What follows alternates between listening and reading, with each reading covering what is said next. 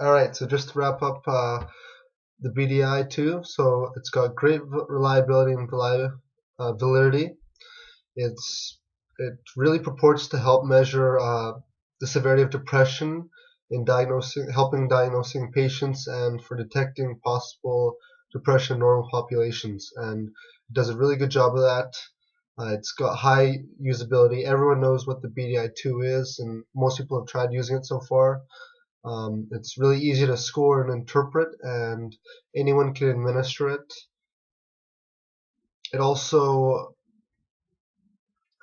it's very accessible. Some of the things that might be of concern include uh, the ethical considerations we mentioned earlier, where it hasn't really been tested out on minority populations as well. It is a little expensive.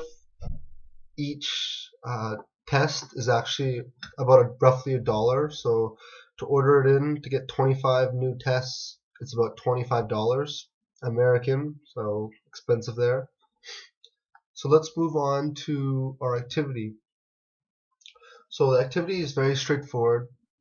What you're going to do is first you're going to click on the first slide and download the actual BDI-2. It's available online. Please shred it when you're done with it, even though it is available online. So download it, fill it out.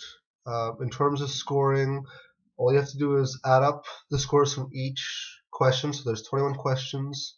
Even the two questions with the 7-point scale are scored from 0 to 3. So add it up. After you get a score, take a look at the severity ranges that are within this PowerPoint. After you do that, and feel free to actually fill it out yourself or to just fill it out as a pretend client. Next, what I want you to do is take a look at the DSM-4 criteria for depression. So feel free to print that out or just pull it out. It's on the next slide. And then what I want you to do is, looking at your BDI-2 test and looking at the DSM criteria, I want you to look at what are some of the similarities and what are some of the differences between the items.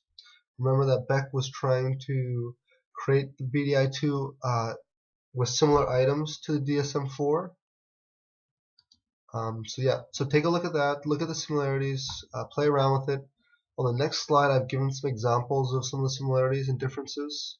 But for you, please take a look at it and try to see if you can spot anything first before looking at some of the answers I've found.